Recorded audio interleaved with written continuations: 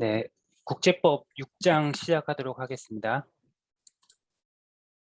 자, 6장은 이제 국가 책임에 대한 내용이고요. 국가 책임이라는 것은 국가가 위법 행위를 하게 되면 국제법상 책임을 져야 한다는 내용이고요. 이 국제법상 책임에는, 국가의 책임에는 어떠한 의무를 하지 않아서 어떤 의무를 위법해서 하는 자기 발생에 의해서도 발생하지만 국가가 해야 할 의무를 하지 않아서, 즉 부작위에 의해서 발생을 하게 됩니다. 그리고 이 국제법상 국가의 여기도 오타네요. 국가인데 국가 책임의 성립 요건은 먼저 국가의 행위가 있어야 되는 거고요. 그 행위는 이제 자기나 또는 부작위로 인해서 발생을 하는 거고, 또 그 국제 의무를 위반을 해야 됩니다. 이 두 가지 상황만 고려를 하고 여기에 위법성의 조각 사유가 없게 되면 국가 책임 성립이 되는 거고요. 여기서 유념을 해야 될 게, 그 국가의 고의나 과실 또는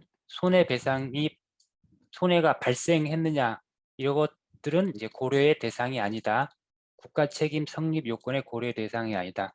그래서 뭐 이런 문제가 많이 나와요. 그래서 어떤 국가 책임의 성립 요건이 아닌 것은 해서 국가의 행위, 국제 의무 위반, 위법성의 조각 사유, 거기에 이제 고의나 과실 이런 게 있으면 고의 과실이나 손해 발생은 국가 책임의 성립 요건에서 아니니까 그걸 선택을 해 주셔야 되는 거죠. 자, 그럼 국가의 행위라는 게 어떤 게 있느냐? 국가의 행위는 먼저 그 국가기관에서 한 행위는 모두 국가의 행위로 간주한다. 그리고 공권력의 행사 권한 부여를 받은 개인이나 단체, 이제 국가기관은 아닐지라도 국가의 명령을 받아서 또는 권한을 부여받은 그런 개인이나 단체의 어떠한 위법 행위, 이것도 국가의 행위로 간주한다. 또 국가 행위로 추인하는 경우가 있습니다. 이거는 나중에 추후에 국가에서 그거는 국가의 행위였다라고 채택하거나 동의하거나 이렇게 추인함으로써 국가의 행위로 이제 간주가 되는 거고요. 그리고 권한을 초과하는 행위가 있습니다. 예를 들어 어떤 이제 우리 교재에서는 군인들이 양민을 학살하는 이런 일들은 군인이 비록 이제 개인이지만 국가로부터 받은 그 권한을 초과하는 행위, 그런 것들도 국가의 행위가 되고요. 또 특수한 관계랑 또는 특수한 상황에서의 개인, 사인의 행위, 이것도 마찬가지로 국가의 행위로 간주가 됩니다. 그래서 뭐 국가의 행위가 아닌 것은 이제 이렇게 해서 나오는데, 그냥 개인의 행위는 이제 국가의 행위가 아니고요. 그 외에 이제 좀 혼동되는 게 공권력의 행사 부여받은 개인 또는 특수한 관계에서의 개인의 행위, 이런 것들은 국가의 행위로 이제 보는 거고, 그냥 개인의 행위는 이제 국가의 행위가 아닙니다. 자, 유법성의 조각 사유. 자, 이런 국가의 행위일지라도 다음 6가지의 그런 사유가 발생하면 국가 책임으로 이제 간주하지 않습니다. 먼저 동의는 타 국가의 동의가 있는 경우에는 이제 위법 행위가 아니다. 뭐 자위 조치, 국가가 어떤 자위권 행사를 위해서 하는 행위도 위법 행위일지라도 이제 위법 행위 조각 사유가 돼서 위법 행위가 아니게 된다. 대응 조치는 이제 상대 국가에서 어떤 위법 행위에 대해서 우리 국가에서 대응하는 조치로서 어떤 의무를 의무를 수행하지 않는 것들, 이제 이런 것도 대응 조치가 돼서 위법성의 조각 사유가 됩니다. 대표적인 게 이제 그 일본의 수출 금지 그런 정책에 우리가 대응해서 우리도 뭐 그 안보 쪽에 관련해서 서로 공유를 안 하고 뭐 이런 대응 조치를 펼쳤죠. 이런 것들도 국가의 위법 행위는 아니다. 또 불가항력, 어쩔 수 없이 내 어떤 자력에 의한 게 아니라 어쩔 수 없는 상황에서 저질러진 그런 위법은 위법성이 위법성의 조각 사유가 돼서 국가 책임이 되지 않는다. 조난. 조난은 예를 들어 우리 비행기, 항공기가 어떤 악천후에서 어쩔 수 없이 타국의 영토 안으로 들어가는 것, 이런 것도 이제 조난인 경우에 이건 불가항력과는 좀 차이가 뭐냐면 어쩔 수 없는 상황에 자의적으로 가게 되는 거죠. 여기는 불가항력은 내 자의가 아니라 어쩔 수 없는 상황이었고, 조난은 어쩔 수 없는 상황이지만 자의로 갈 수밖에 없는 그런 조난 상황. 이 조난 상황도 위법 행위가 아니다. 긴급 피난 마찬가지입니다. 긴급 피난도 위법성 조각 사유로 인해서 위법 행위가 되지 않는다. 그래서 동의, 자위, 대응, 불가항력, 조난, 긴급 피난 이런 것들은 위법성의 조각 사유가 된다. 기억해 주시면 되고요. 자, 국가 책임이 발생을 하게 되면 이제 배상 의무가 있는데, 배상 의무의 가장 기본적인 배상 의무는 이제 원상 회복입니다. 제일 먼저 원상 회복을 해야 되는 거고요. 자, 원상 회복이 불가능하거나 또는 그 원상 회복하는 것 자체가 어떤 부적절한 그런 경우에는 금전 배상, 두 번째로 금전 배상을 해야 된다. 여기에서는 물질적인 피해뿐만 아니라 비물질적인 피해도 금전 배상의 대상이 된다. 네, 그리고 원상 회복이나 금전 배상이 전혀 되지 않는 부분들은 그런 경우에는 만족이라는 그런 의무를 이제 해야 된다. 그래서 원상 회복, 금전 배상, 만족 이런 순서대로 배상 의무를 지게 된다. 기억해 주시면 되고요. 국가 책임에서는 이제 가장 이제 좀 중요하다고 생각하는 게 외교적인 보호권입니다. 국가 책임은 형사적인 책임을 지우는 게 아니거든요. 국가는 어떠한 타국의 그 형사 관할권으로부터 무조건 다 배제가 되기 때문에 기본적으로 이제 민사 쪽에서 관련되는 거죠. 그래서 외국에서 자국민이 피해를 받은 그 상황에 대해서 피해자의 국적국, 그 피해자가 소속된 국적국이 그 나라에 대해서 책임을 추궁을 하게 됩니다. 그래서 그 국가 책임을 추궁을 할 수 있는 권한은 개인에게 있는 게 아니라 그 개인이 소속되어 있는 국적국이 외교적인 보호권이 있어서 그거를 추궁을 할 수 있다. 이걸 외교적인 보호권이라고 합니다. 이 외교적 보호권은 9장 쪽에 가면 이제 국제기구에서 유엔이 나오거든요. 유엔에도 마찬가지로 국가가 가지고 있는 이 외교적인 보호권과 유사한 개념으로 이제 기능적 보호권이라는 게 있습니다. 그때 다시 한번 설명드리도록 하겠습니다. 이러한 외교적 보호권은 행사하는 원칙이 있습니다. 먼저 국적 계속의 원칙. 국적을 유지한 자에게만 이 행사할 수 있는 거죠. 외교적 보호권이. 그 피해가 발생하면서 한 이후로, 그리고 피해가 국가에서 이거를 조치를 취할 때 그 사이에 계속 국적을 유지한 그 개인에게만 그 국적국이 이 외교적 보호권을 행사할 수 있다는 거죠.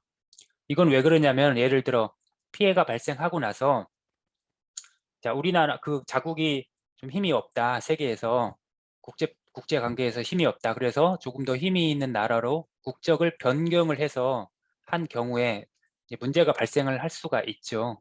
그래서 국적 계속의 원칙은 그 국적을 계속 유지한 자에게만 외교적 보호권을 행사할 수 있다. 그런 거고요. 이중 국적자, 이중 국적이 있을 수가 있죠. 이중 국적이 있는 그 국민에게는 어떤 이중 국적국, 예를 들어 미국 국적이면서 한국 국적을 동시에 가지고 있는 사람이 외국에서 피해를 받았다. 그러면 미국과 한국으로부터 모두 다 행사를 할 수 있습니다. 여기 이제 요거 가장 자주 나오는 게 이중 국적자에게는 두 나라 모두로부터 외교적 보호권을 행사받을 수 없다라는 그런 지문들이 자주 나오는데, 이제 요거는 꼭 기억을 해 주시면 되고요. 이제 개인뿐만 아니라 기업도, 즉 회사도 국적국이 외교적 보호권을 행사할 수 있다. 근데 여기서 주의할 거는 그 회사의 국적국이 이 외교적 보호권을 행사하는 것이지 그 회사 주주의 국적국은 권한이 전혀 없다. 자, 이것과 관련된 게 우리가 2장에서 배웠죠. 대세적 그 의무라고 해서 2장에서 우리 국제법 법원 배우면서 강행규범과 유사한 의미로 밀접한 관계를 가지고 있는 의미로 대세적 의무와 국가의 이제 국제 범죄 요거를 공부를 했었는데요. 대세적 의무에서 바르셀로나 전력 회사 사건이라는 사건이 있었죠. 예. 캐나다 국적의 회사인데 스페인에 가서 영업을 했는데 스페인 그 나라가 어떤 위법 행위를 통해서 그 캐나다 나라가 캐나다 국적의 그 기업이 스페인으로 국유화된 그런 사건. 이 사건에서 캐나다 국적의 이 회사의 그 국적국인 캐나다가 여기에 대한 이제 책임을 추궁을 해야 하느냐, 아니면 이 회사의 주주가 벨기에 쪽이 이제 대주주가 벨기에인데 벨기에가 이거를 해야 되느냐. 그래서 거기에서 국가가 가지고 있는 대세적 의무, 이제 법적인 권리를 위해서 국가가 할 수 있다라는 이제 그 법적인 권리를 위해서 국가의 의무가 발생을 한다. 그게 대세적 의무라고 했고, 그와 유사하게 관련돼서 여기 기업이 이제 피해를 받았을 때는 그 그 기업의 국적국이 외교적 보호권을 행사할 수 있다. 이제 여기 얘가 같은 예입니다. 그 바르셀로나 전력회사 사건이. 자, 하나의 또 원칙은 국내적 구제 완료 원칙. 그 피해를 입은 그 국가 내에서 현지에서 취할 수 있는 구제 수단을 먼저 다 완료한 후에, 그리고 구제받지 못하는 경우에 이제 국가 책임이 성립하게 된다. 그래서 내용은 이렇게 국가 책임에 대한 내용은 이렇게 볼 수가 있고요. 자, 그리고 문제를 한번 보겠습니다. 자, 6장 국가 책임에서 우리 기출이 어떻게 나왔는지 한번 보도록 하겠습니다. 2019년 기말부터 한번 보겠습니다. 국가 책임이 성립하기 위해서는 국제 위법 행위에 대한 책임이 국가에 귀속될 수 있어야 된다. 국가 책임의 요건으로 일단은 국가 행위 그리고 국제 의무 위반, 이렇게 두 가지가 있어야 된다 그랬죠. 여기서 국가 행위에 대한 책임이 국가에 귀속되기 가장 부적절하는 거는 개인의 행위를 찾으면 됩니다. 개인의. 지방자치단체, 국가기관이기 때문에 국가의 행위입니다. 고위공무원의 사적인 행위는 아닙니다. 고위공무원이 가지고 있는 공적인 행위에만 해당하고 사적인 행위는 아니죠. 2번입니다. 국가기관이 자신의 행위로 승인하고 채택한 행위, 이게 이제 국가 행위로 추인하는 거고요. 공식적인 군 작전 중이나 군인이 명령을 위반하고 무고한 양미를 학살하는 행위, 이게 이제 권한을 뛰어넘는 행위. 여기 교재로는 144페이지에서 이 국가 행위에 대한 내용이 나와 있습니다. 144페이지를 참고하시면 되고요. 여기는 간단하게 한번 보겠습니다. 144페이지가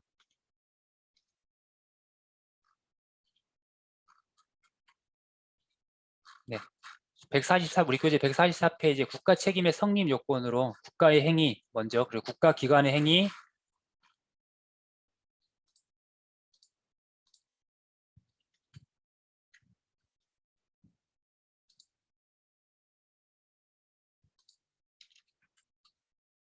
국가기관 행위, 또 권한 초과의 행위. 권한 초과는 이제 군인이 무고한 양미를 학살하는 경우.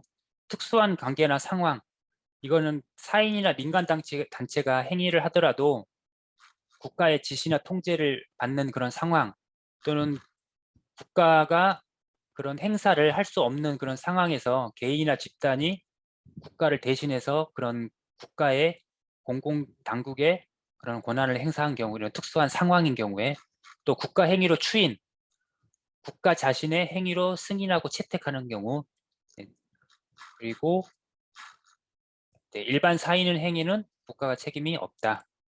그렇게 해서 보시면 되고요. 국제법상 외교적 보호, 외교적 보호권이죠. 외교적 보호권에 관한 설명 중 부적절한 경우, 아까 원칙을 한번 쭉 살펴봤죠. 국내적 구제 완료의 원칙, 국내적 구제 완료를 다 행사하고 나서, 그리고 나서 국가 책임 추궁을 할 수 있다라고 그랬습니다. 외교적 보호를 통한 청구의 적 주체는 국가입니다. 개인이 아닙니다. 개인. 이거 기억을 해 두시고요. 이중 국적자는 어떻게 됐습니까? 양 국적국 모두에게 외교적 보호를 받을 수 있다라고 그랬는데, 부여할 수 없다고 보는데 이론이 어렵다. 여기는 틀렸죠. 모두 다 받을 수 있습니다. 기업에 대해서는 주주의 국적국이 아닌 회사의 국적국이 외교적 보호를 행사하는 원칙이다. 이것도 잘 구별하시고, 주주의 국적국이 아닙니다. 그 회사의 국적국, 회사가 어디에 어느 국적으로 등록이 되어 있느냐. 아까 바르셀로나 전력회사 주 사업은 바르셀로나 스페인에서 하는데 그 나라가 캐나다에 이제 국적이 되어 있는 회사거든요. 이게 기업에 대한 외교적 보호권에 대한 예였습니다. 이중 국적에 대한 내용이 틀렸네요. 자, ILC의 국제 책임 규정 초안상 국가 책임의 성립 요건 중 가장 적절히 지적한 항목은, 이거는 국가 책임이 성립하기 위해서는 아까 봤죠? 세 가지가 있어야 된다고 그랬죠. 처음에 국가가 행위가 있고 국제 의무를 위반하고 이제 위법성 조각 사유에 들어있지 않으면 이제 국가 책임으로 성립이 된다고 했는데, 국가의 행실이나 고의가실의 성립, 고의가실은 전혀 문제가 안 된다고 그랬습니다. 국가의 행위와 국제 의무 위반, 이 두 가지만 있으면 됩니다. 기본적으로 이제 손해 발생, 뭐 고의가실 손해 발생 이런 것들은 전혀 고려의 대상이 아닙니다. 성립 요건은 이제 2번이 되겠네요. 자, 2018년 기말 한번 보겠습니다. 국가 책임의 성립에 관한 다음 설명 중 가장 부적절한 항목은, 국가의 모든 국제 위법 행위는 국가 책임을 유발한다. 맞습니다. 국가가 한 모든 국제 위법 행위는 기본적으로 국가 책임을 유발하고, 또 국가의 위법 행위 책임은 일정 행위를 적극적으로 하는 자기로부터만 발생하는 게 아니라고 그랬죠. 어떠한 의무를 이행을 해야 되는데 그 이행을 하지 않는 부작위로부터도 발생을 합니다. 여기가 틀렸네요. 모든 국가기관의 행위는 국가 책임의 성립상 그 국가의 행위로 간주된다. 네, 맞습니다. 국가기관의 행위는 국가의 행위로 간주되고, 또 몇 가지 더 봤죠. 국가의 행위로 간주가 되는 게 국가기관의 행위, 또 권한을 초과하는 행위, 또 나중에 국가가 추인하는 행위, 그리고 또 특수한 상황이나 또 특수한 그런 그 관계에서 사인이 한 행위도 다 국가의 행위라고 그랬습니다. 네, 일반 사인의 행위에 대해서는 국가가 직접 국가 책임을 부담하지 않은 게 원칙이다. 맞습니다. 일반 사인의 행위에 대해서는 국가 책임이 없습니다. 그러면 여기 자기, 부작위가 틀린 내용이네요. 자기, 부작위 모두 다 발생합니다. 국제법상 국가 책임 성립과 관련된 위법성 조각사, 아까 봤었죠. 위법성 조각 사유 있다고 그랬죠.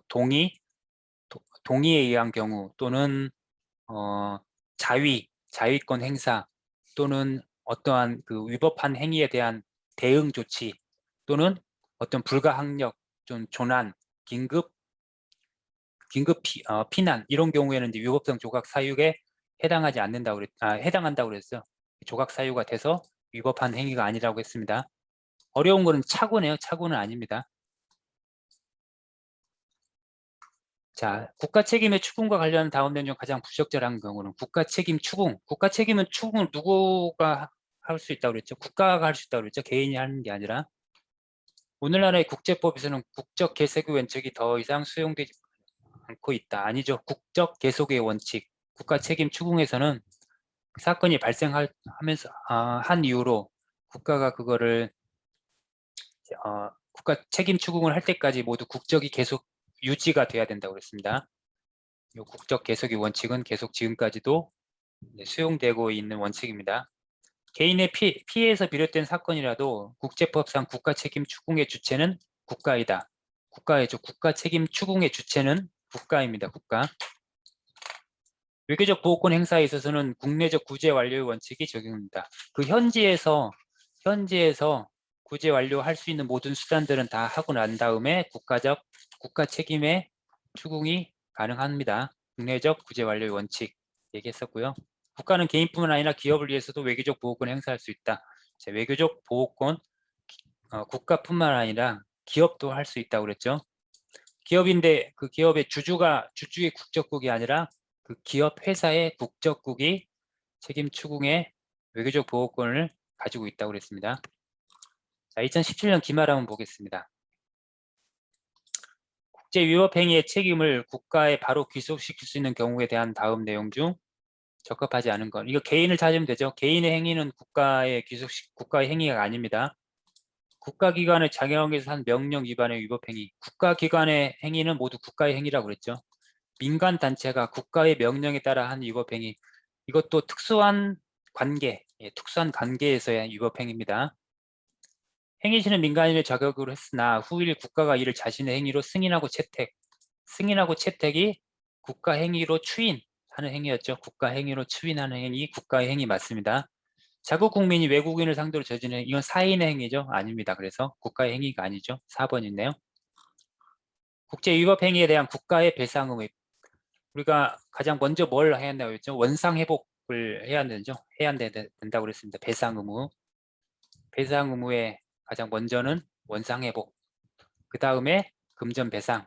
안 되면 만족. 이런 순서대로 해야 된다 했죠. 먼저 금전 배상 의무를 통해 책임을 이게 아니죠. 먼저 원상 회복을 해야죠. 1번이 틀렸습니다. 금전 배상이 적절하지 않은 그 다음으로 이거 틀렸죠. 원상 회복 다음에 이게 안 되면 그 다음에 금전 배상입니다. 2번도 잘못된 내용이네요. 비물질적 피해에 대해서는 금전 배상이 불가능하므로 사죄를 할 수가 없다. 물질적 피해도 할 수 있지만 이 비물질적 피해에 대해서도 금전 배상이 가능합니다. 이거 한번 볼까요? 154페이지 있으니까 한번 보겠습니다. 우리 154페이지를 보시면은요.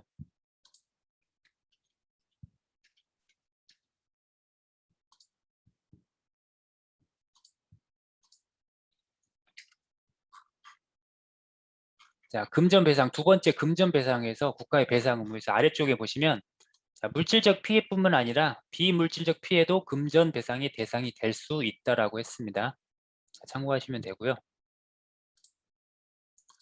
자, 피해에 대한 금전 배상이나 원상 회복이 불가능한 경우 또는 부적절한 경우 마지막으로 할 수 있는 게 만족을 제공해야 된다.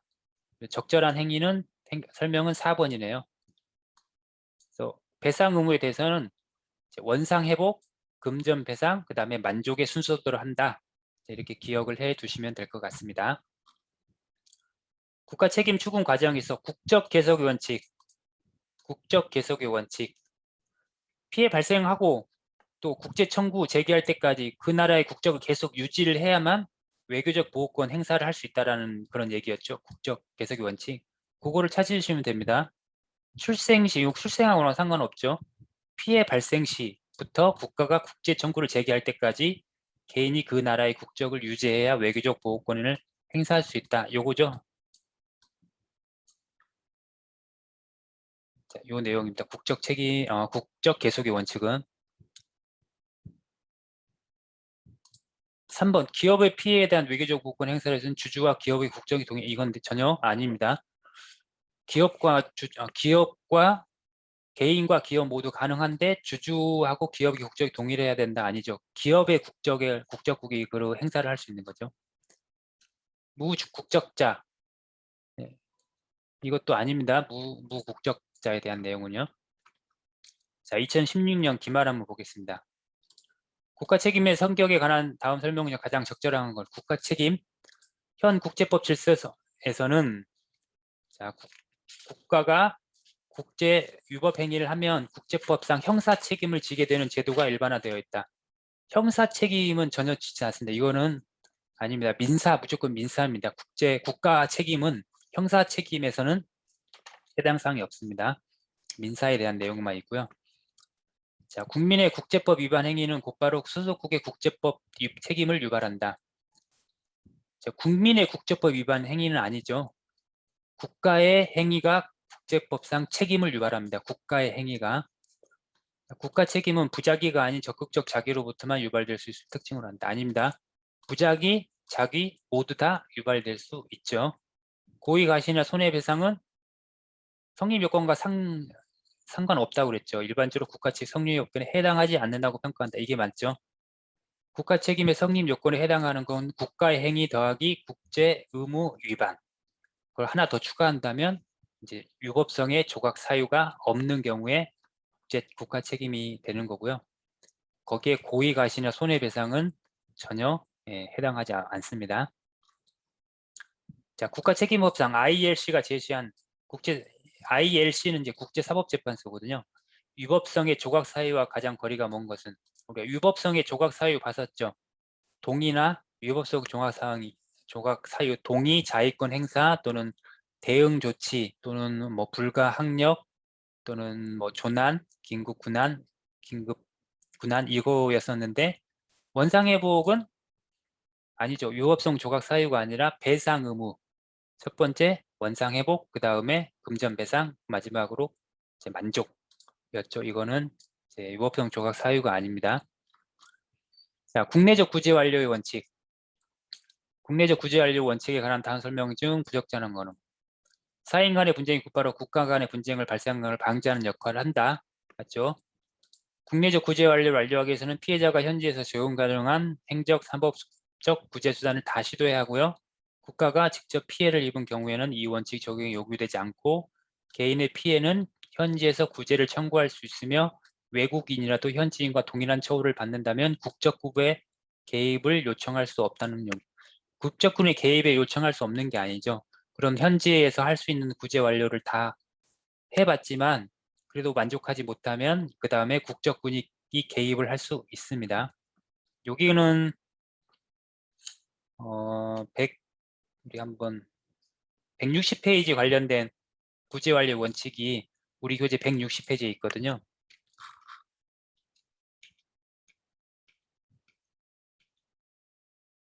(160페이지에) 보시면 국내적 구제 완료의 원칙이, 즉 피해자가 현지에서 이용할 수 있는 권리 구제 수단을 모두 시도했음에도 불구하고 구제받을 수 없는 경우에만 국적국이 외교적 보호권을 행사할 수 있다. 이거를 국내적 구제 완료의 원칙이라고 한다. 자, 이거를 하는 이유는 사인의 분쟁이 곧바로 국가 간의 분쟁으로 비화되는 걸 방지하는 기능을 하고, 피해자는 자신에게 적용 가능한 모든 행정사법 구제 수단을 다 시도해야 된다. 네, 우리 봤던 내용이죠. 그리고 마지막으로 그 다음 페이지 61페이지에 국내적 구제 완료는 사인이 외국에서 피해를 당한 경우에만 적용되고, 국가가 직접 피해를 받은 경우에는 국내적 구제 완료는 적용이 안 됩니다. 바로 국제 청구를 해야 되는 거죠. 지문에 봤던 내용입니다. 자, 2015년 기말 국제법상 국가 책임의 성립에 대한 필요한 일반적 요건, 계속 나오는 문제죠. 국가의 행위, 또 국제 의무 위반, 그리고 위법성의 조각 사유가 해당하지 않아야 하는 세 가지 조건이 있었죠. 고의나 과실은 전혀 해당하지 않는다고 그랬습니다. 또는 손해 발생, 이것도 해당하지 않죠. 요건으로 부적절한 항목은 이제 요겁니다. 위법 행위로 피해를 받은 국가가 유책국을 대상으로 그 원래의 의무 이행을 강제하기 위해 상응하는 의무의 불이행으로 대처하는 것, 이게 바로 대응 조치였습니다. 대응. 어떤 타국에서 그 피해를 받았어요. 타국으로 피해를 받았을 때 거기에 해당하는 이제 대처하기 위해서 비슷한 그 의무를 불이행으로 대처하는 거, 이거를 대응 조치라고 합니다. 다음 주 국가 책임을 성립시키는 국가의 행위에 포함시키 가장 거리가 먼 행위. 또 국가 기관의 행위였네요. 국가기관의 행위, 본래의 권한을 초과한 행위나 일단 국가기관의 자격에서 한 행위, 권한 초과 행위는 아까 그 예로서 이제 군인이 양민을 학살하는 그런 그 예가 대표적인 예가 있었습니다. 형식상 민간인의 자격에서 한 행위나 사실상 국가의 통제에 따라서 한 행위, 이게 특수한 관계에서 한 행위이죠. 국가 공무원이 사적인 자격에서 한 행위, 이거는 사인의 행위입니다. 재난 상황에서 마비된 공공기관 대신 사인이 수행한 정부기관 행위, 이게 특수한 상황에서 한 행위죠. 그래서 거리가 먼 거는 이제 사적인 자격에서 한 행위가 되겠네요. 자, 여기까지 이제 기출 한번 풀어볼까요? 봤고요. 그 다음에 이제 조약법에 대해서 한번 해보겠습니다. 조약법. 자, 7장 조약법이고요. 조약법은 우리 국제법의 법원으로서 제1법원으로서 보통 인정되는 그 법이고요. 자, 여기서는 먼저 조약의 체결 절차를 순서를 잘 기억을 해 주셔야 됩니다. 이제 절차로 따지면 먼저 교섭. 이제 교섭은 대표 각각 그 자국을 대표하는 사람이 만나는 거죠. 만나는 거 교섭. 그 다음에 채택. 채택은 어떠한 조약을 서로 간에 동의한 조약을 하나 초안을 이제 채택을 하는 거죠. 인증.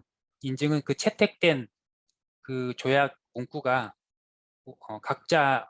각자가 원하는 문구가 그대로 들어가 있다라는 것을 최종 확인하는 작업을 인증이라고 하고, 인증까지 마친 경우에는 이제 동의 절차. 동의 절차는 여러 가지가 있는데 서명, 대표적인 게 서명, 비준.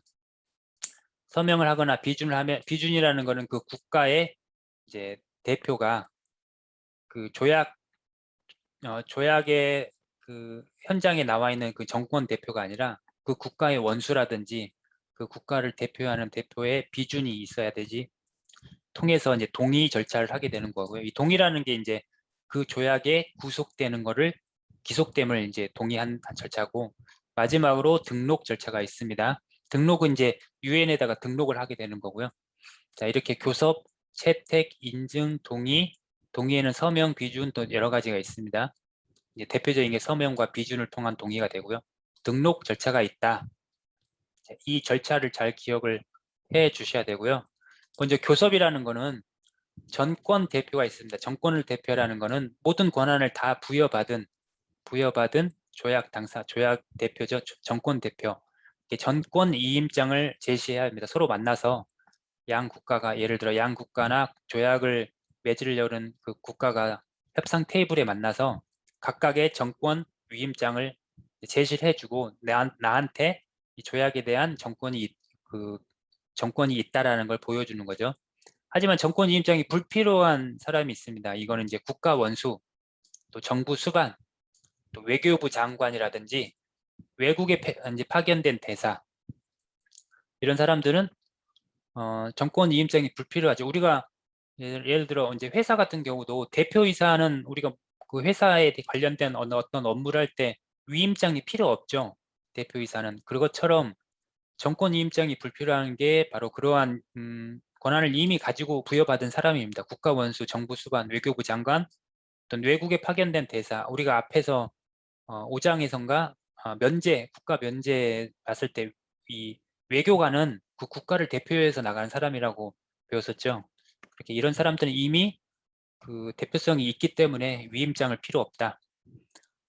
자, 교섭에서는 이렇게 하고요. 그 다음에 채택, 교섭 다음에 조약문을 채택하는 겁니다. 만장일치로 원래는 원칙은 채택하게 되는데, 이렇게 되면 채택이 거의 불가능하기 때문에 현재는 참가국의 3분의 2, 이제 원래 양자 조약, 두 조약, 이제 그 조약을 맺는 국가가 두 나라만 나왔을 때는 문제가 아닌데, 두 나라가 다 그 협상을 통해서 서로 동의를 해야만 할 수 있는 건데, 다자협약일 때는 이 채택에 다자협약일 때는 이제 만장일치가 원칙이고요.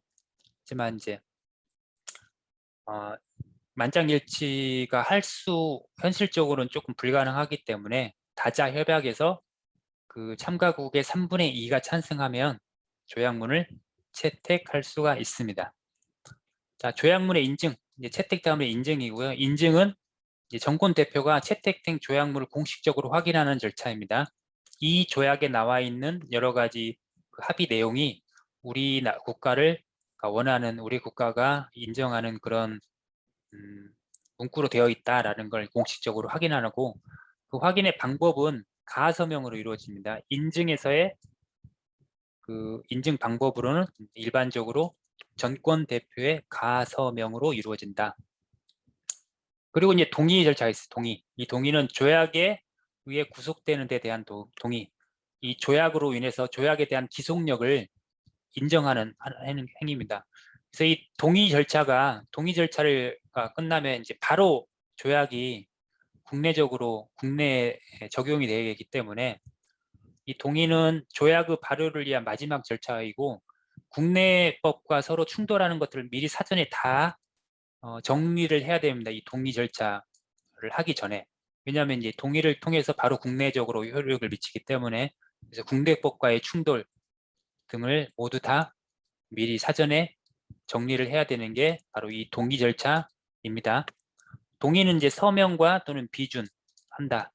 이제 비준은 대부분 국가 원수가 하는 겁니다. 비준은.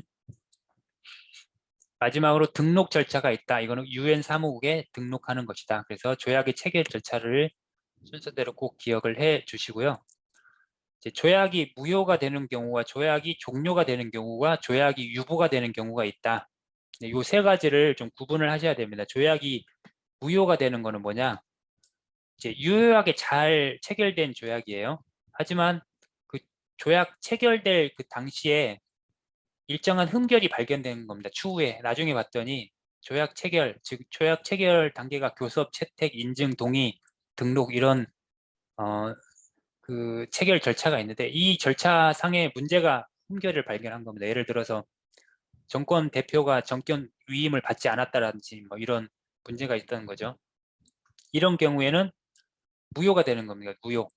그래서 절대적 무효와 상대적 무효가 있는데요. 절대적 무효는 국가 대표에 대한 강박 또는 강행 규범 위반 이런 어떤 직접적인 상황에서 이거는 절대적 무효는 무조건 무효가 되는 겁니다. 이런 상황이 발견되면 국가 대표, 그러니까 이 정권 위임장을 받은 정권 대표에 대한 어떤 협박이라든지 이런 게 있었다. 그러면 무조건 절대적 무효가 되고, 상대적 무효는 그 외에 조금 더 절대적 무효보다는 좀 낮은 단계, 국내적 규정을 위반했다라든지 또는 착오했다든지 또는 사기나 부패 이런 경우에는 상대적 무효. 상대적 무효인 경우에는 그 상대방이 그거를 인정을 함으로 해서 이제 무효가 되는 겁니다. 절대적 무효는 무조건 무효가 되는 거고요. 자, 이런 무효가 있고, 종료는 뭐냐? 조약 체결상에서는 아무 문제가 없는데 조약을 잘 이행을 하다가 어떠한 일정 사유에 의해서 조약을 계속 유지를 할 수 없는 사유가 발생을 하는 겁니다. 그래서 장래적으로 소멸하는 겁니다. 효력이. 이거를 조약 종료라고 하고요. 예를 들어 이제 당사국 간에 이제 우리 조약 이거 그만하자라고 합의를 한 경우에, 그러면 이제 장래적으로 이제 이 조약이 종료가 되는 거고요. 잘 조약을 지켜오다가 한 나라가 중대한 위반을 하게 됩니다. 그러면 그게 조약이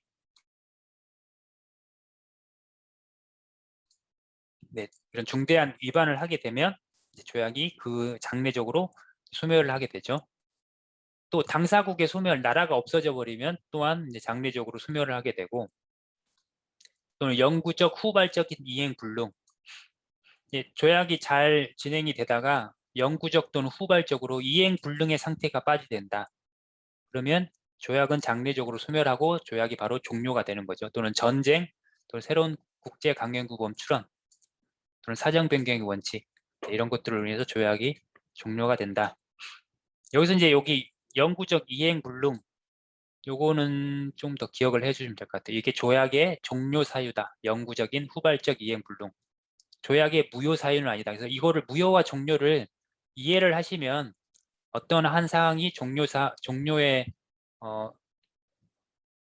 이유냐 무효의 이유냐를 구분을 하는 게 조금 더 편하실 것 같아요. 조약의 유보, 이제 유보는 뭐냐면 조약이 예를 들어 1조에서 뭐 10조까지 쭉 있는데 1조에서 10조까지를 다 이제 인정을 해야 이제 조약의 당사국이 이제 조약이 이제 채택이 되는 거죠. 근데 이제 다자 조약인 경우에는 그 모든 조항들을 모든 국가가 거기 조약에 참가한 모든 국가가 다 동의하는 게 사실 조금 힘들 수가 있어요. 근데 이제 그 중에 어떤 조약의 핵심적인 사항이 아닌 조금 부수적인 사항인 경우에는 이 조항은 조금 우리가 지키기가 힘들다. 이 조항을 빼면은 나는 이 조약에 채택을 할 수 있겠다. 이제 이렇게 하는 걸 조약의 유보라고 하거든요.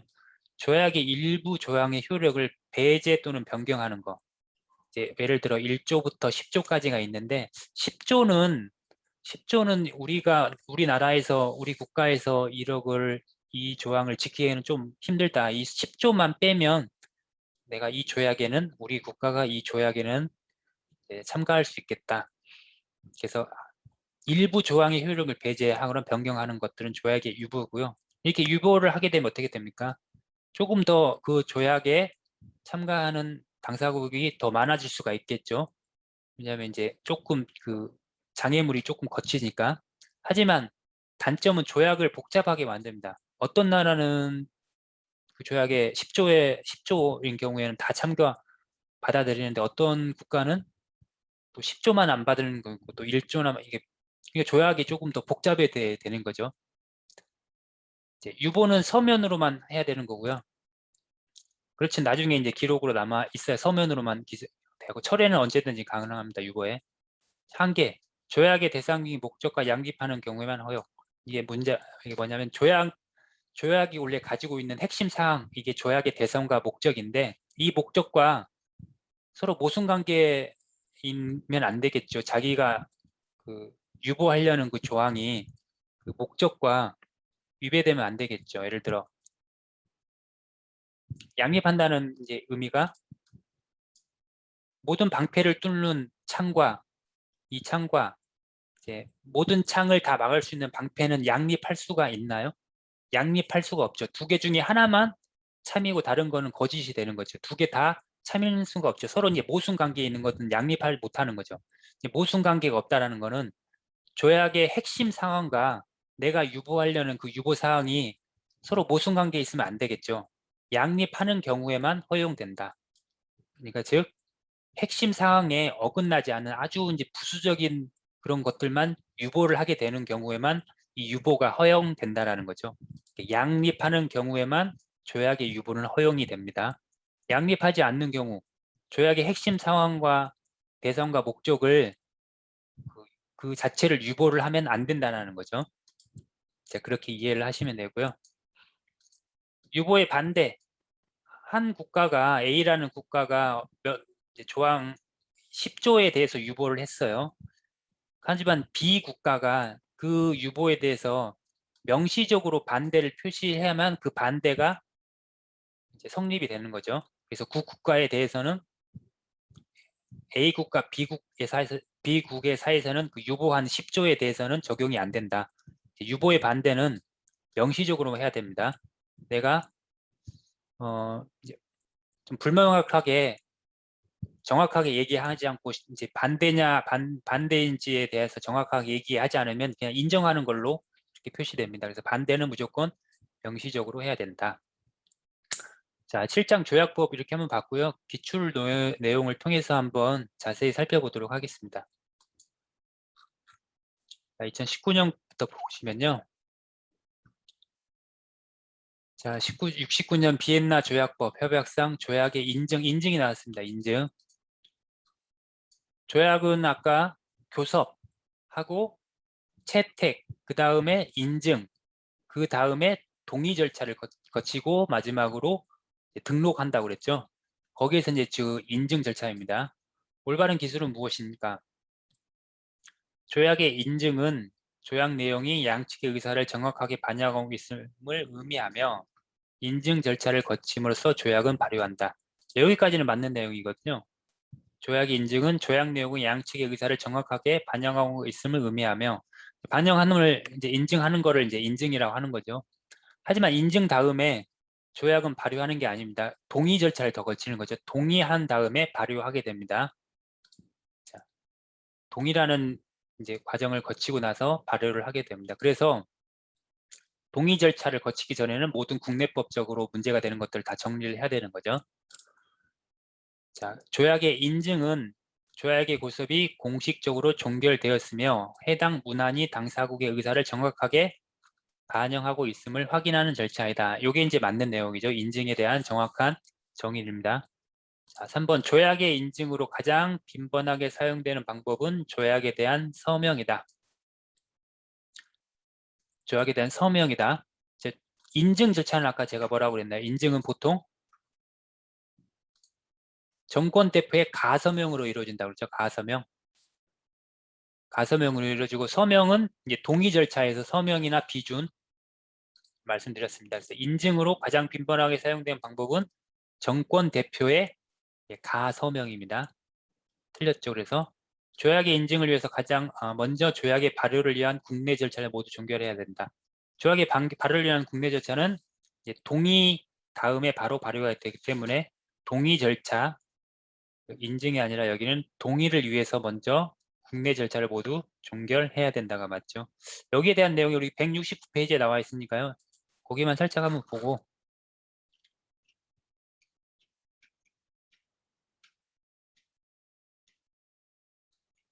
자, 160 우리가 8페이지부터 조약에 대한 절차가 나오거든요. 교섭이 있고 이제 채택이 있고 그 다음에 인증이 있습니다.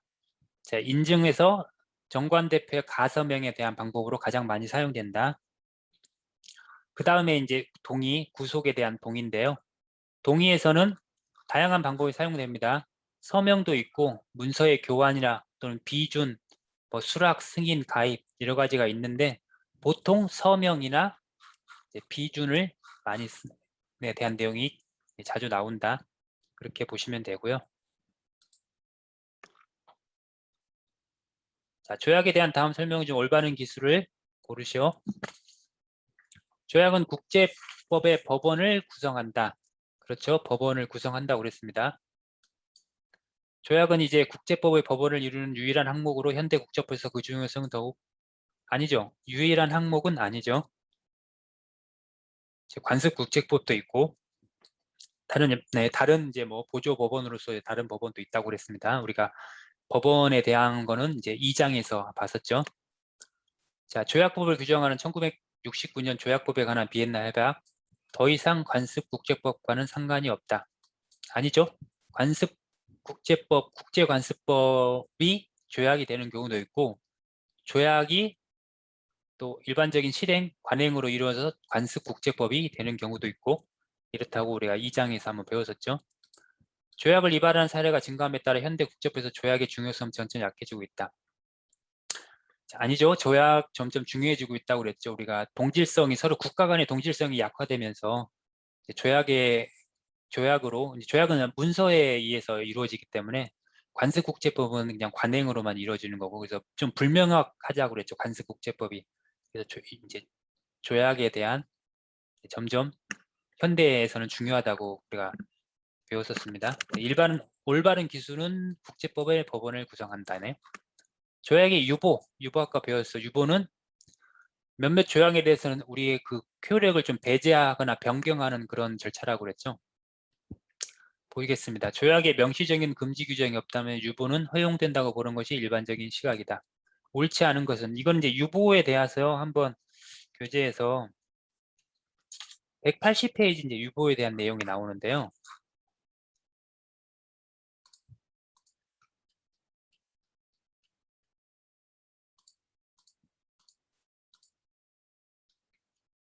한번 보시겠습니다. 조약의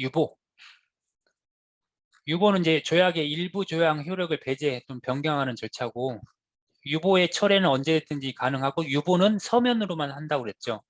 하지만 이제 유보는 양립해야 하는 경우에만 유보가 허용된다고 했고요. 유보를 금지한다는 별도의 조항이 존재하지 않는다면 유보는 허용되는 것으로 간주된다. 유보는 허용되지 않는다라는 게 정확하게 그 조약에 들어가 있지 않으면 유보는 일반적으로 허용이 된다고 보는 것이 이제 일반적인 이제 의미입니다. 그래서 조약에 명시적 금지 규정이 없다면 유보는 허용된다는 거 보는 것이 일반적인 시각이다. 맞는 내용이고요. 조약의 유보는 당사국을 확정하는 장점과 함께 조약 규정 내용과 이행을 복잡하게 만든다는 단점이 있다. 그렇죠. 유보를 통해서 조금 더 많은 당사국들이 조약에 참가할 수가 있죠. 당사국을 확정하는 장점이 있는데 대중에 이제 복잡해지죠. 어떤 나라는 그 특정 조항이 들어가 있고 또 그 유보되는 각각 조항이 다 나라마다 다를 수가 있기 때문에 조금 더 조약이 복잡하게 되는 거죠. 조약의 유보는 그 신축성과 융통성을 위하여 구두로 진행할 수 있으며 유보는 무조건 문서로만 해야 된다고 그랬죠. 구두로 하면 안 된다고 그랬죠. 이 경우 이러한 구두 제시해야 된다. 이거 아닙니다. 그래서 여기 구두로 진행할 수 없습니다. 3번이 틀렸네요. 자, 유보를 하더라도 유보는 철회는 언제든지 할 수 있다고 그랬습니다. 독자적으로 철회는. 다음 2018년 거 한번 볼까요? 조약 해석에 대한 설명을 옳지 않은 것은 조약은 용어의 통상 의미에 따라 성실하게 해석되어야 된다. 동등한 정본 사이에 의미 차이가 있는 경우 조약의 목적과 고려하여 가장 조화로운 의미를 채택하고 조약 해석에 대한 일반 원칙에 따른 해석을 할 때 조약의 의미가 명백히 불합리하는 경우 조약 준비 문서와 체결 시 재반 사항을 보조적 수단으로 할 수 있다.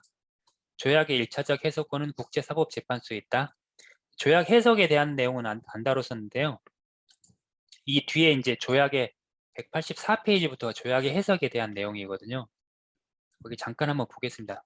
내용이 좀 짧아서 제가 조약 해석을 어떻게 해야 되느냐. 두 나라가 조약을 한 거죠. 양자 간에 조약을 했거나 다자 간에 조약을 했다. 근데 조약에 대해서 그 문구가 이제 좀 불명료한 경우에 그거를 해석하는 게 서로 다르게 해석할 수가 있죠. 거기에서 조금 서로 의견의 충돌이 발생할 수 있고요.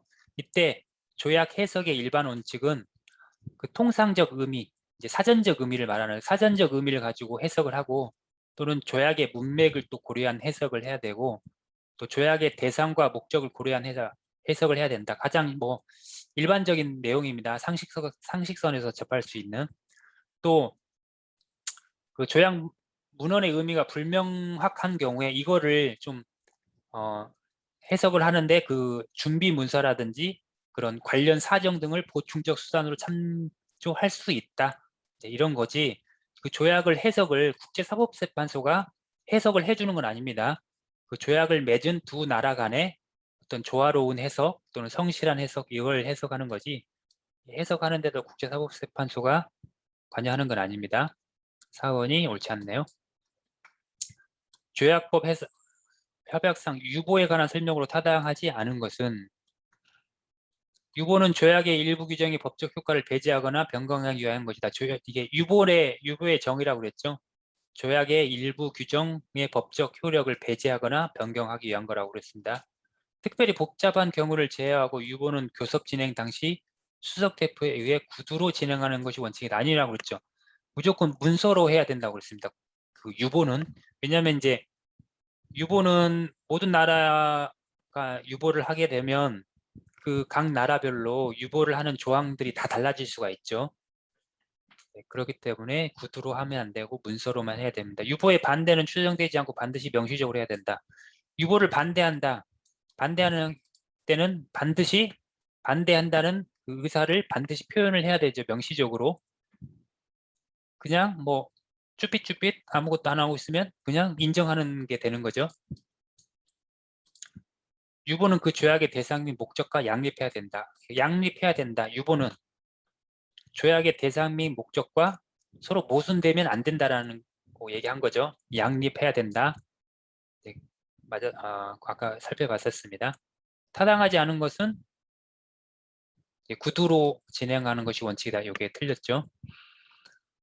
조약법에 관한 비엔나 협약상 조약의 무효 사유가 아닌 건 아까 우리가 무효 사유와 뭐 종료 사유를 봤었죠. 이제 무효 사유는 흠결이 발생하는 거. 무효 사유는 체결권에 관한 근본적으로 중요한 국내법 규정의 명백한 위반. 그 체결할 때 국내법 규정을 명백하게 위반한 사항이 나중에 흠결이 발견됐어요. 이거는 이제 상대적 무효 상황이라고 그랬죠. 상대방 당사국의 사기 및 기반적인 행위. 이것도 상대적 그 효력이라고 그랬습니다. 국가의 동의에 본질적으로 기초를 이루는 사실이나 사태에 대한 조약상의 착오나 사기 이런 것들은 다 상대적이라고 그랬습니다. 후발적 이행 불능. 조약이 후발적으로 이행 불능됐다. 그러면 장래를 위해서 이제 소멸하게 되죠. 조약은 이거는 조약의 무효 사유가 아니라 종료 사유라고 그랬습니다. 자, 69년 비엔나 조약법 협약에 대한 다음 설명 중 잘못된 것은 보겠습니다. 이 협약은 UN 국제법위원회 ILC가 성안 작업을 주도하였다. 이제 이거는 보지 않았는데요. 이거는 이제 그렇게 그 교재 전반부에 나와 있습니다. 국제법의 법원의 중요한 한 축을 구성하는 조약에 대한 조약으로 국제법 전반에 걸쳐 그 중요성이 인정되고 있다. 예, 조약법 협약 예, 맞습니다. 교섭 단계에서 대거 등장한 신생 독립국의 입장이 적지 않게 반영되었다. 이 협약은 기존의 국제관습법과는 상관없이 조약법에 관한 새로운 내용으로 처음으로 도입되었다. 아닙니다. 기존에 있던 국제관습법 등을 참고해서 조약법을 만든 거죠. 4번이 잘못된 내용이네요. 69년 비엔나 조약법 협약에 따른 조약의 무효사유에 대한 설명이다. 올바른 것은 이제 무효사유도 나왔죠. 무효사유. 흠결이 발생한 겁니다. 조약 체결 당시에 흠결이 발생하게 함으로써 조약이 체결된 이후에 그 흠결이 발견됐을 때 무효사유가 발생하는 겁니다. 무효사유는 절대적 무효사유와 상대적 무효사유로 나누면 맞죠? 여기까지는.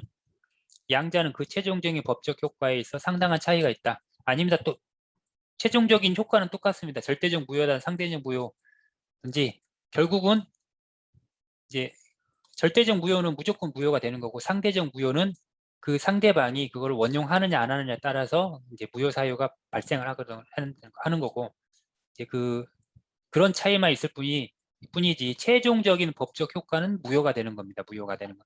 상당한 차이가 있는 건 아니죠. 조약 체결에 관한 국내법 규정을 위반하여 체결된 조약은 절대적 무효 사유의 사유이다. 자, 국내법 규정을 위반한 체결된 조약은 상대적 무효 사유입니다. 절대적 무효 사유는 직접적인 국가나 그 국가 정관 대표를 어떤 협박하거나 사유 또는 그 강제 규범에 어긋나는 그런 조약인 경우에 이런 거는 이제 절대적 무효 사유이고 그 외 것은 절대적 무효 사유가 아니라 상대적 무효 사유라고 그랬죠. 국가 대표에 대한 강박 체결된 조약은 그 강박의 정도가 경미할 경우에는 이를 유효한 것으로 간주할 수 있다. 3번은 한번 여기 보겠습니다. 174페이지에 그 내용이 나와 있거든요.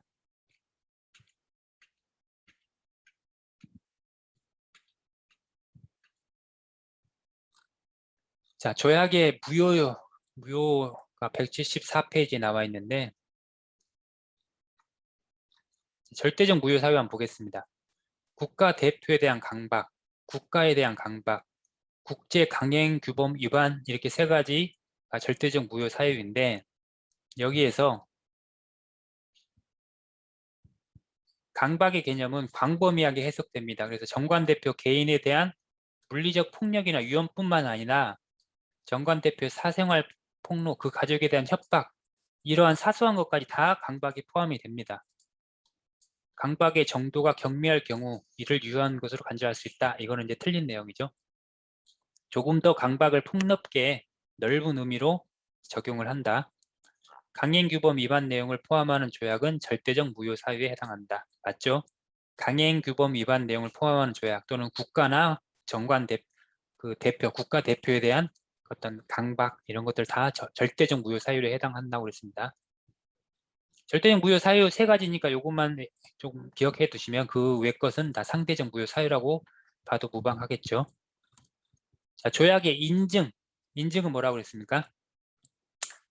가서명으로 한다고 그랬죠. 인증은 정관 대표의 가서명으로 방식으로 하는 게 일반적인 방식이고 조약 일단 발효하는 것이 원칙이다. 인증으로 발효하는 것이 아니라고 그랬죠. 동의, 인증 다음에 그 조약에 그 구속되는데 동의를 통해서 다음에 발효가 된다고 그랬죠. 동의는 서명이라든지 또는 비준이 대부분 주요 동의 절차라고 그랬고요. 이번은 이제 잘못된 거죠. 인증은 조약에 의하여 구속되는 데 대한 동의를 표현하는 이게 동의죠. 조약에 의하여 구속되는 데 대한 동의를 표현하는 것. 이거는 동의입니다. 인증 다음에 이루어지는 거죠. 조약의 인증이 이루어진 후 조약의 교섭이 진행되는 것이 일반적인 모습이다. 아니죠. 교섭, 채택, 인증, 동의, 등록 이런 과정을 거친다고 그랬죠.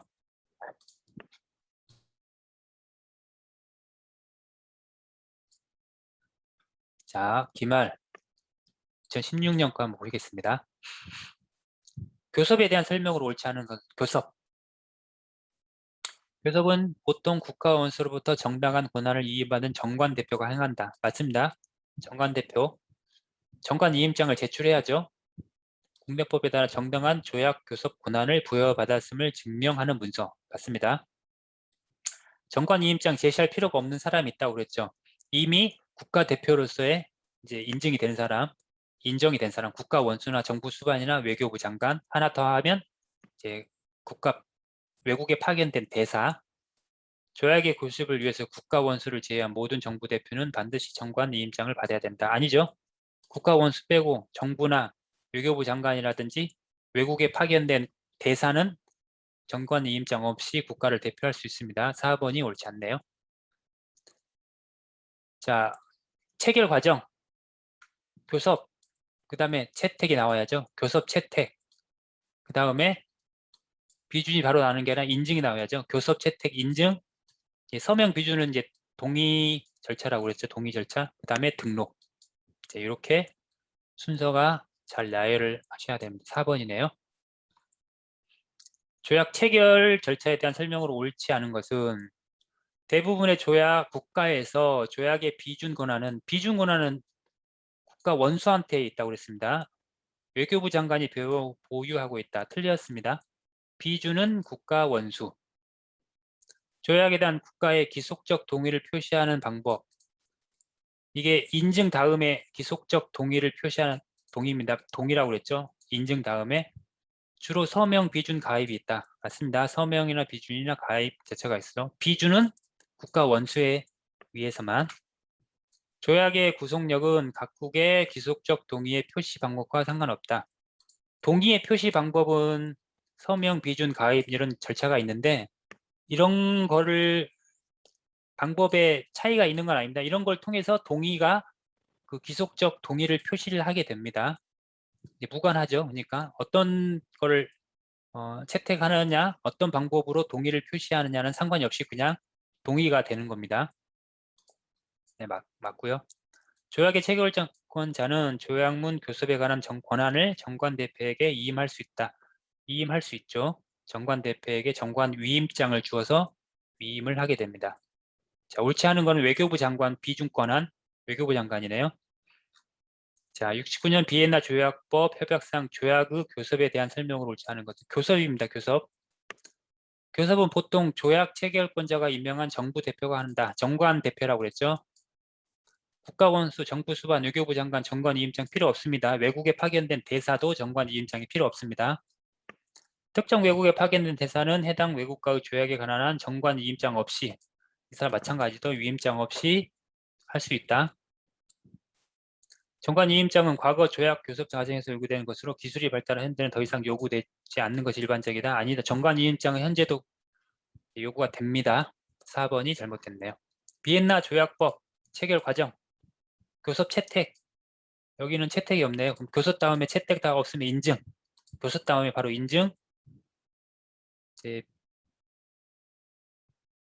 비준이나 서명 비준이죠. 그러면 교섭 여기는 교섭하고 인증하고 또는 서명이나 비준 절차를 거쳐서 동의를 하고 등록을 하고 이런 순서대로 하겠네요.